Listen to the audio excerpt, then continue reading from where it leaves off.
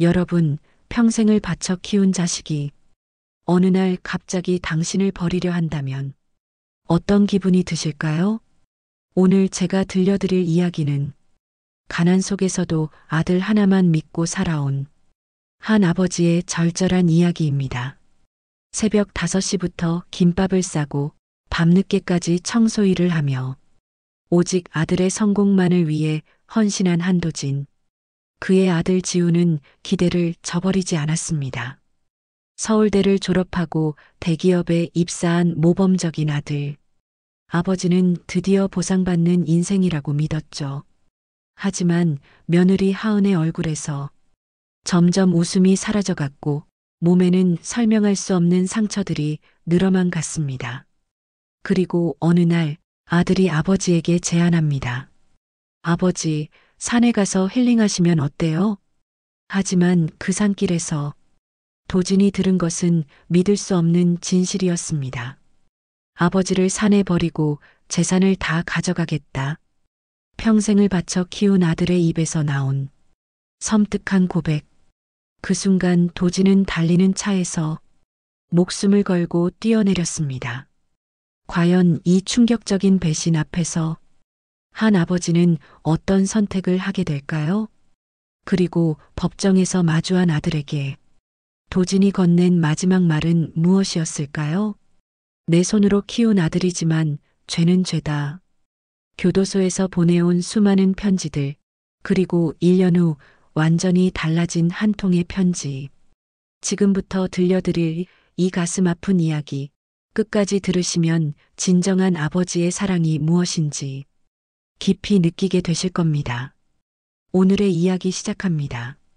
그 전에 잠깐 구독과 좋아요 눌러주시면 큰 힘이 됩니다. 영상 속 인물과 장소는 개인정보 보호를 위해 가명으로 재구성하였습니다. 새벽 5시 알람이 울리기 전에 한도진은 이미 눈을 떴습니다. 65년을 살아오며 몸에 밴 습관이죠. 찬 바닥에서 일어나 세수를 하고 부엌에서 김밥을 싸기 시작했어요. 햇반을 전자레인지에 돌리고 단무지와 우엉을 썰어 넣습니다. 김 한 장에 밥을 펼치고 속을 넣어 돌돌 말아가는 동작이 기계처럼 정확했죠. 도진의 손은 거칠었습니다. 어린 시절부터 일만 했으니까요. 아버지는 술에 취해 폭력을 휘둘렀고 어머니는 그런 남편을 피해 집을 나가버렸어요. 15살에 고아가 된 도진은 공사장에서, 식당에서, 어디든 일할 수 있는 곳이면 가리지 않았습니다. 그렇게 28배 만난 여자와 결혼했고 지우가 태어났죠. 아빠, 나 서울대 갈 수 있을까? 초등학교 3학년이던 지우가 물었던 그 말을 도진은 아직도 기억했어요. 그때 도진은 단호하게 말했습니다. 갈 수 있어. 아빠가 뭘 해서든 보내줄게. 그 약속을 지키기 위해 도진은 더 많이 일했어요. 새벽엔 김밥 장사, 오전엔 청소일, 저녁엔 식당에서 설거지까지. 주말에도 쉬지 않았습니다. 아내가 암으로 세상을 떠났을 때도 슬퍼할 시간조차 없었어요. 장례식 다음 날부터 다시 일터로 나갔죠. 지우는 기대를 저버리지 않았습니다. 공부를 정말 잘했어요. 전교 1등을 놓쳐본 적이 없었고 고등학교 때는 전국 모의고사에서도 상위권을 유지했죠. 도진은 아들의 성적표를 받아볼 때마다 가슴이 벅찼어요. 이 모든 고생이 헛되지 않았구나 싶었습니다. 아버지, 서울대 합격했어요. 그날 도진은 생전 처음으로 눈물을 흘렸어요. 기쁨의 눈물이었죠. 지우를 꼭 안고 말했습니다. 잘했다. 정말 잘했어. 대학교 4년 내내 도진은 등록금과 생활비를 보냈어요. 지우가 아르바이트를 하겠다고 하면 말렸습니다. 공부에만 집중하라고 했죠. 그 결과 지우는 대기업에 입사했어요. 도진의 꿈이 이루어진 순간이었습니다. 50대가 되어서야 도진은 조금씩 여유를 갖기 시작했어요. 지우가 직장을 다니면서 독립했고 도진은 그동안 모은 돈으로 작은 상가 건물을 샀습니다. 월세 수입으로 노후를 준비할 수 있게 되었죠. 지우는 아버지를 자랑스러워했어요. 친구들에게 자신의 아버지 이야기를 자주 했다고 합니다. 가난한 집안에서 태어났지만 정직하게 살면서 아들을 서울대까지 보낸 아버지 말이에요. 도진은 그런 아들이 고마웠습니다. 힘들게 살았지만 보람이 있었어요. 아버지 덕분에 제가 여기까지 올 수 있었어요. 지우가 자주 하던 말이었죠. 도진은 그럴 때마다 뿌듯했습니다. 자신의 인생이 헛되지 않았다는 생각이 들었어요. 지우가 여자친구를 데려온 것은 회사에 입사한 지 3년째 되던 해였습니다. 이름은 이하은, 33세 차분하고 단정한 여성이었어요. 첫인상부터 도진의 마음에 들었죠. 예의가 바르고 말씀도 조리 있게 하시더군요. 안녕하세요, 아버님. 지우 씨한테 많은 이야기를 들었습니다. 하은이 정중하게 인사를 건넸을 때 도진은 속으로 안심했어요. 아들이 좋은 사람을 만났구나 싶었죠. 하은은 어릴 때 부모님을 모두 여의고 혼자 살아왔다고 했습니다. 그래서인지 남의 마음을 잘 헤아리는 것 같았어요. 아버님께서 정말 고생 많이 하셨다고 들었어요. 지우 씨가 항상 자랑스러워해요. 하은의 말에 도진은 괜히 부끄러웠습니다. 평생 남들 앞에서 칭찬받을 일이 별로 없었거든요. 하지만 기분이 나쁘지 않았어요. 오히려 따뜻했죠. 결혼 준비는 순조롭게 진행되었습니다. 하은이 부모님이 안 계시다 보니 모든 것을 도진과 지우가 결정해야 했어요. 예식장을 알아보고 혼수를 준비하고 신혼집도 마련했죠. 도진은 가진 돈을 아낌없이 썼습니다. 아들의 결혼식이니까요. 아버지, 너무 무리하지 마세요. 저희가 알아서 할게요. 지우가 말렸지만 도진은 고집을 부렸어요. 아들에게 마지막으로 해줄 수 있는 일이라고 생각했습니다. 결혼식 당일 도진은 정말 행복했어요. 턱시도를 차려입은 지우와 하얀 드레스를 입은 하은이 너무나 아름다워 보였죠. 아버님, 정말 감사합니다. 하은이 결혼식 후에 도진에게 깊이 인사를 했어요. 도진은 하은의 손을 잡고 말했습니다. 이제 우리 딸이니까 편하게 지내요. 뭔가 어려운 일 있으면 언제든 말해요. 신혼 초기에 두 사람은 정말 행복해 보였어요. 일주일에 한 번씩은 도진의 집에 들러서 함께 식사를 했죠. 하은은 도진이 좋아하는 음식을 기억해 두었다가 해와주기도 했습니다. 도진은 진짜 딸을 얻은 것 같았어요. 하지만 시간이 지나면서 지우의 말과 행동에서 묘한 변화가 느껴지기 시작했습니다. 상가 건물 이야기를 자주 꺼내는 것이었어요. 아버지, 요즘 부동산 시세가 많이 올랐다던데요? 우리 건물은 어때요? 아버지 통장에 돈이 얼마나 있으세요? 요즘 은행 이자가 너무 낮아서요. 더 좋은 투자처를 찾아드릴까요? 처음에는 아들이 아버지를 걱정해서 하는 말인 줄 알았어요. 하지만 점점 빈도가 잦아지더군요. 증여세 이야기도 나왔습니다. 아버지, 미리미리 증여를 받아두는 게 세금상 유리하다고 하던데요. 도진은 그럴 때마다 애매하게 넘어갔어요. 아직 자신이 죽을 나이도 아니고 그런 것들은 나중에 생각해봐도 되지 않을까 싶었죠. 하지만 지우는 계속해서 그런 이야기를 꺼냈습니다. 마치 무언가에 조급해하는 것처럼 말이에요. 결혼한 지 6개월이 지나면서 하은의 표정에서 웃음이 사라져갔습니다. 예전에는 도진을 만나면 항상 밝게 웃으며 인사했는데 어느 날부터인가 억지로 미소를 짓는 것처럼 보였어요. 말수도 현저히 줄었죠. 하은아, 무슨 일 있어? 도진이 물어봐도 하은은 고개를 저으며 괜찮다고만 했습니다. 하지만 도진의 눈에는 뭔가 이상해 보였어요. 하은의 얼굴이 많이 야위었고 눈가에 그늘이 드리워져 있었죠. 어느 일요일 도진이 아들 집에 들렀을 때였습니다. 하은이 긴팔 티셔츠를 입고 있었는데 소매가 올라가면서 팔목 부근에 시퍼런 멍이 보였어요. 도진은 깜짝 놀랐습니다. 하은아, 팔이 왜 그래? 하은은 황급히 소매를 내리며 당황했어요. 아, 이거요? 회사에서 넘어져서 다쳤어요. 별거 아니에요. 그런데 이상했습니다. 회사에서 넘어져서 생긴 상처치고는 위치가 애매했어요. 마치 누군가가 세게 잡은 것 같은 모양이었죠. 도지는 석연치 않았지만 더 이상 묻지 않았습니다. 하지만 그 이후로 더 주의 깊게 관찰하게 되었어요. 하은을 만날 때마다 새로운 상처가 보였습니다. 목 뒤쪽에 긁힌 자국, 손등에 빨간 멍, 입가에 작은 상처까지. 하은은 그때마다 다른 핑계를 댔어요.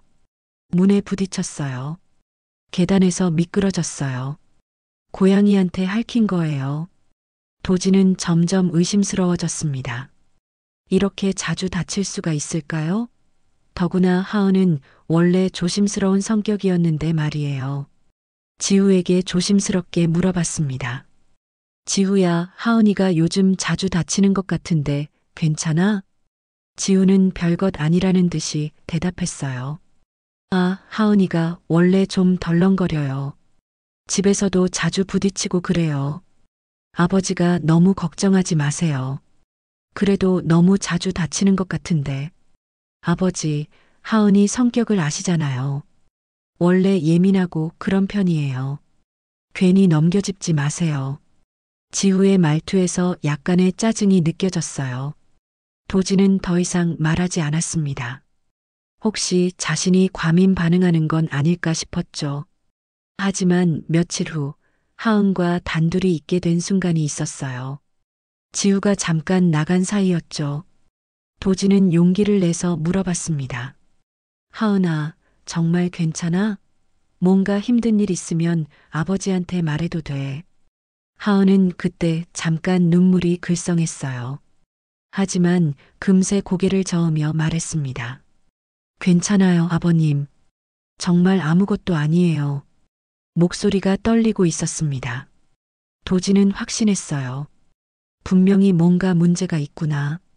하지만 하은이 직접 말하지 않는 이상 어떻게 할 수가 없었죠. 며느리와 아들 사이의 일에 시아버지가 함부로 개입할 수도 없고요. 그날 밤 도지는 잠을 이루지 못했습니다.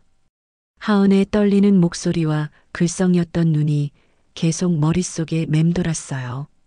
뭔가 심각한 일이 벌어지고 있다는 불안감이 엄습했죠. 그로부터 한 달이 더 지나자 하은의 모습은 완전히 달라져 있었습니다. 원래도 마른 편이었는데 더욱 말랐고 뺨이 푹 들어가 있었어요. 눈에는 생기라고는 찾아볼 수 없는 공허함만이 남아 있었죠. 어느 목요일 오후 도지는 지우 집에 불쑥 들렀습니다. 미리 연락하지 않고 간 것이었어요. 문을 두드렸지만 한참 동안 대답이 없었죠. 그런데 분명히 안에서 움직이는 소리가 들렸습니다. 하은아, 나야. 아버지야. 그제야 문이 열렸어요. 하은이 나타났는데 그 모습을 보고 도지는 깜짝 놀랐습니다. 머리는 산발이 되어 있고 얼굴은 헬쑥하기 그지없었어요. 더욱 충격적인 것은 왼쪽 뺨에 선명한 손바닥 자국이 남아있다는 것이었죠. 아버님, 어떻게... 하은의 목소리는 떨리고 있었습니다. 도지는 집 안으로 들어갔어요. 집안은 어둠침침했고 냉장고를 열어보니 거의 텅 비어 있었죠. 거실 테이블 위에는 컵라면 용기 몇 개가 쌓여 있었습니다. 하은아, 이게 뭔 일이야? 도진이 물었지만 하은은 대답하지 못했어요. 그냥 창가에 가서 멍하니 앉아 있기만 했죠. 그 모습이 너무나 처량해 보였습니다. 마치 모든 희망을 잃어버린 사람 같았어요. 밥은 먹고 다니는 거야? 네, 먹고 있어요. 하지만 거짓말인 게 뻔했습니다.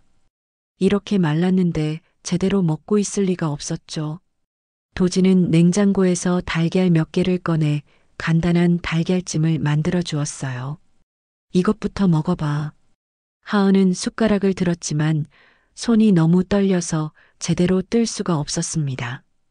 도진은 그 모습을 보며 가슴이 미어졌어요. 도대체 이 아이에게 무슨 일이 일어나고 있는 거지? 하은아, 아버지한테 솔직히 말해봐. 지우가 너한테 뭐라는 거야? 하은은 그제야 눈물을 흘리기 시작했어요. 하지만 여전히 말을 하지 않았죠. 다만 고개만 저을 뿐이었습니다. 말 안 해도 아버지는 다 알아. 지우가 너한테 손을 대는 거지? 하은의 어깨가 격하게 떨렸어요. 그것만으로도 답은 충분했습니다. 도진은 분노가 치밀어 올랐어요. 자신이 그토록 애지중지 키운 아들이 며느리를 때리고 있다니. 왜 말을 안 했어? 왜 혼자서 참고 있었어? 말해봤자 소용없어요. 아무도 믿어주지 않을 거예요.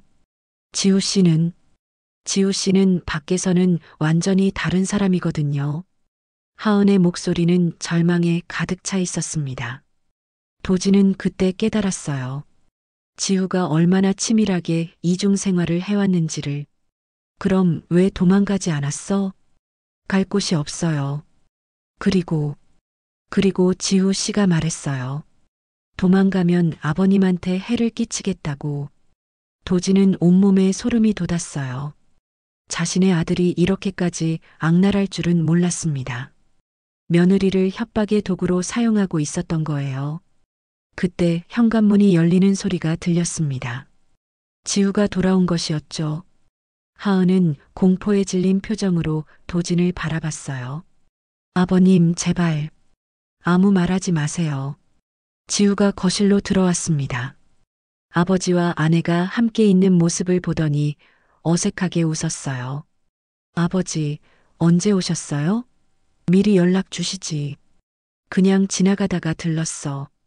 도진은 애써 평정을 유지하려 했어요. 하지만 지우를 바라보는 눈빛에는 분노와 실망이 가득했죠. 이 순간부터 도진은 확신했습니다. 자신이 키운 아들이 괴물이 되어 있다는 것을.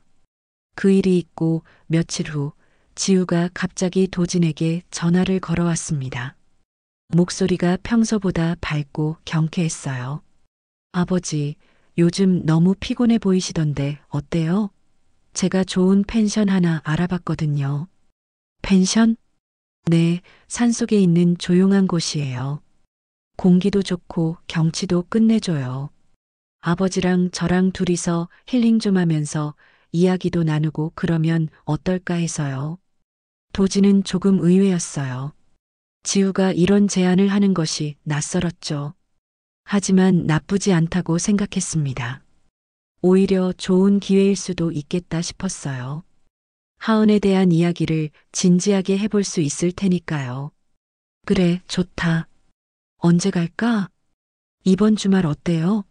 토요일 아침에 출발해서 1박 2일로요. 토요일 아침, 지우가 차를 몰고 왔습니다. 깔끔하게 정장을 차려입고 있었어요. 평소 모습과는 너무 달랐죠. 마치 모범적인 아들의 역할을 연기하고 있는 것 같았습니다. 아버지, 타세요. 오늘은 제가 운전해 드릴게요. 차는 고속도로를 벗어나 산길로 접어들었어요. 점점 인적이 드물어지더군요. 도진은 창밖의 경치를 보며 생각에 잠겼습니다. 어떻게 하면 지우를 설득할 수 있을까, 하은을 구할 수 있을까 하는 생각으로 머릿속이 복잡했어요. 아버지, 그동안 정말 고생 많으셨어요. 지우가 갑자기 말을 꺼냈습니다. 무슨 소리야? 당연한 일인데. 아니에요. 생각해보면 아버지 인생이 온통 저 때문이었잖아요. 이제는 아버지도 좀 편하게 쉬셔야 해요. 뭔가 이상했어요. 지우의 말투가 평소와 달랐습니다. 너무 다정한 척하고 있는 것 같았죠. 도진은 불안감이 스멀스멀 올라오는 것을 느꼈어요. 그때 도진의 휴대폰이 울렸습니다. 발신자는 하은이었어요. 지우가 백미러로 도진을 힐끗 쳐다봤죠. 여보세요? 아버님, 지금 어디 계세요? 하은의 목소리가 급박했어요. 무언가 크게 당황한 것 같았죠. 펜션 가는 길인데 왜? 아버님, 지금 당장 그 차에서 뛰어내리세요. 지우 씨가 아버님을 버리고 재산을. 그 순간 지우가 휴대폰을 빼앗으려 했어요. 도지는 깜짝 놀라 폰을 꽉 잡았죠. 뭐라고? 지우 씨가 저한테 말했어요. 아버님을 산에 버리고 재산을 다 가져가겠다고. 도망쳐야 해요. 도지는 믿을 수 없었어요. 하지만 하은의 절규하는 목소리는 진짜였습니다. 온몸에 소름이 돋았죠. 그때 지우가 웃기 시작했어요. 섬뜩한 웃음이었습니다. 아, 들켰네요. 지우의 목소리가 완전히 달라져 있었어요. 평소에 공손하고 다정한 말투는 온데간데없고 차갑고 비정한 목소리였죠. 지우야, 너 정말.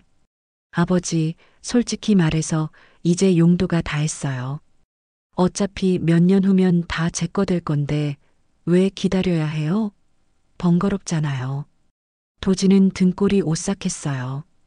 이게 자신이 평생을 바쳐 키운 아들의 진짜 모습이었던 거예요. 차는 계속 산길을 올라가고 있었고 주변에는 사람 그림자도 보이지 않았죠. 지후야, 차 세워. 이야기 좀 하자. 이야기는 무슨요? 이미 결정된 일인데요. 지우는 속도를 더 올렸어요. 도지는 죽음의 공포를 느꼈습니다. 이대로 가면 정말 돌이킬 수 없는 일이 벌어질 것 같았어요. 차가 커브길을 돌 때였습니다. 도지는 마지막 용기를 냈어요. 차 문 손잡이를 잡고 있다가 순간적으로 문을 열었습니다. 아버지, 지우가 소리쳤지만 이미 늦었어요. 도지는 달리는 차에서 몸을 던졌습니다. 아스팔트 바닥에 몸이 부딪히면서 엄청난 충격이 왔어요. 의식이 흐려지는 가운데 지우의 차가 멀어져 가는 소리만 들렸죠. 도진이 눈을 떴을 때는 병원 침대 위였습니다. 온몸이 아팠고 특히 왼쪽 다리가 깁스로 고정되어 있었어요. 머리도 붕대로 감겨 있었죠. 옆에서 누군가가 흐느끼는 소리가 들렸습니다. 아버님, 정말 죄송해요. 하은이었어요. 얼굴은 더욱 상해 있었고 입술 한쪽이 터져 있었죠. 지우에게 또 맞은 것 같았습니다. 하은은 도진의 손을 잡고 계속 울고 있었어요. 하은아, 너도 다쳤구나. 아버님이 더 심하게 다치셨는데. 저는 괜찮아요. 도진은 천천히 기억을 되짚어 봤어요. 차에서 뛰어내린 것, 지우의 섬뜩한 웃음, 하은의 절규하는 목소리, 모든 것이 현실이었습니다. 지우는 어디 있어? 집에 있어요. 경찰한테는 아버님이 차 문을 잘못 열어서 떨어졌다고 했어요. 사고라고. 하은의 목소리가 떨렸어요. 도지는 분노가 치밀어 올랐습니다. 마지막 순간까지 거짓말을 하고 있다니. 하은아, 우리 경찰서에 가자. 네. 지우를 신고해야 해. 이대로 둘 수는 없어. 하은은 당황했어요. 하지만 곧 결심한 듯한 표정을 지었죠. 사실은 저도 준비해 두었던 게 있어요.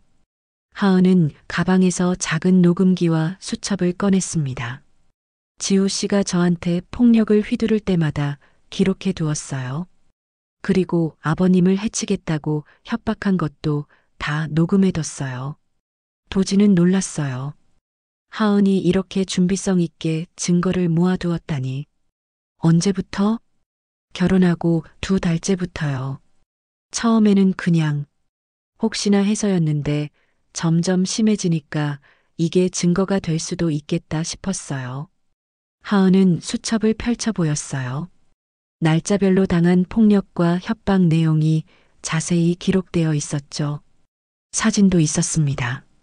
멍든 얼굴, 상처난 팔 모든 것이 생생하게 남아 있었어요. 그런데 왜 진작 신고 안 했어? 무서웠어요. 그리고 아버님한테 피해가 갈까봐. 지우 씨가 아버님을 해치겠다고 계속 협박했거든요. 도지는 하은의 손을 꽉 잡았어요. 이제 걱정하지 마. 아버지가 지켜줄게. 이틀날 두 사람은 경찰서에 갔습니다. 도지는 목발을 짚고 걸어야 했지만 의지는 확고했어요. 담당 경찰관은 하은이 가져온 증거들을 보고는 심각한 표정을 지었습니다. 이 정도면 충분한 증거가 되겠습니다. 가정폭력에 살인미수까지. 바로 체포영장을 신청하겠습니다. 도지는 직접 진술했어요. 제 아들 한지우를 고발합니다. 며느리에게 지속적으로 폭력을 행사했고 재산을 빼앗기 위해 저를 살해하려 했습니다. 목소리가 떨렸지만 분명히 말했어야. 평생을 바쳐 키운 아들을 직접 고발하는 것이 이렇게 아플 줄은 몰랐습니다. 그날 저녁 지우는 체포되었어요. 경찰이 집에 들이닥쳤을 때 지우는 태연하게 텔레비전을 보고 있었다고 했습니다. 마지막까지도 아무렇지 않은 척했던 거죠. 아버지가 저를 고발했다고요? 말도 안 돼요. 그냥 사고였는데.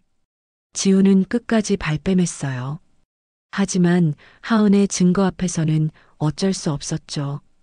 녹음 파일을 들려주자 그제야 얼굴이 굳어졌습니다. 내 손으로 키운 아들이지만 죄는 죄다. 도지는 경찰서에서 그렇게 말했어요. 가슴이 찢어질 것 같았지만 해야 할 일이었습니다. 재판이 시작된 것은 그로부터 석 달 후였습니다. 도지는 여전히 지팡이에 의존해야 했지만 법정에는 빠짐없이 출석했어요. 하은도 마찬가지였죠. 두 사람은 서로를 의지하며 힘든 시간을 버텨나갔습니다. 법정에서 만난 지우는 완전히 다른 사람 같았어요. 정장을 말끔히 차려입고 예의 바른 표정을 짓고 있었죠. 마치 억울하게 누명을 쓴 피해자처럼 행동했습니다. 재판장님, 저는 아버지를 평생 모시고 살려고 했습니다. 왜 제가 아버지를 해치려 했다고 하는지 이해할 수 없습니다. 지우의 변호사도 같은 논리로 방어했어요. 효자로 살아온 아들이 갑자기 아버지를 해치려 할 리가 없다는 것이었죠. 동기가 불분명하다고 주장했습니다. 하지만 검사는 준비를 철저히 해왔어요. 하은이 제공한 녹음 파일을 재생했을 때 법정이 조용해졌습니다. 아버지를 산에 버리고 재산을 다 가져가겠다. 지우의 목소리가 법정에 울려 퍼졌어요. 그 순간 지우의 얼굴이 창백해졌죠. 더 이상 변명할 수 없었습니다. 하은이 증인으로 나섰을 때였어요. 떨리는 목소리로 그간의 일들을 증언했습니다. 피고인은 결혼 초기부터 저에게 폭력을 행사했습니다. 그리고 시아버님의 재산에 대해 계속 이야기했어요. 빨리 차지하고 싶어 했습니다. 구체적으로 어떤 말을 했습니까? 아버님이 혼자 사시니까 언제 무슨 일이 일어날지 모른다고 했어요. 그리고 아버님이 일찍 돌아가시면 모든 게 자기 것이 된다고 했습니다. 지우의 변호사가 반박했어요. 증인이 거짓 증언을 하고 있는 것 아닙니까? 부부싸움 중에 나온 말을 과장하는 것일 수도 있습니다. 하은은 고개를 저었어요. 거짓이 아닙니다. 여기 증거가 있습니다. 하은은 자신의 일기장을 제출했어요. 매일매일 당한 폭력과 협박을 기록한 것이었죠. 날짜, 시간, 상황이 자세히 기록되어 있었습니다. 도진이 증인으로 나선 순간이 가장 힘들었어요. 아들과 마주보고 서는 것이 이렇게 아플 줄은 몰랐습니다. 피해자께서는 피고인을 어떻게 생각하십니까? 검사의 질문에 도진은 한참을 생각했어요. 그리고 떨리는 목소리로 말했습니다. 저는 지우를 사람답게 키우려고 했습니다. 가난해도 정직하게 살라고 가르쳤어요. 그런데 지우는 저를 짐처럼 생각했던 것 같습니다. 피고인에 대해 어떤 처벌을 원하십니까? 법이 정한 대로 처벌받아야 한다고 생각합니다. 제 아들이지만 잘못은 잘못입니다. 지우는 그때까지도 무표정했어요. 아버지의 말을 듣고도 아무런 반응을 보이지 않았죠. 도지는 그런 아들이 더욱 낯설게 느껴졌습니다. 최후 변론에서 지우는 잠깐 눈물을 보였어요. 죄송합니다. 제가 일시적으로 판단력을 잃었습니다. 아버지를 진심으로 사랑합니다. 하지만 이미 늦었어요. 증거는 명확했고 동기도 분명했습니다. 판사는 3년 6개월의 실형을 선고했어요. 피고인은 평생 자신을 위해 헌신한 아버지를 배신했습니다.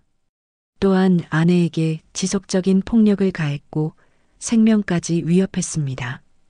이는 용서받을 수 없는 범죄입니다. 지우는 수갑을 찬 채 법정을 나갔어요.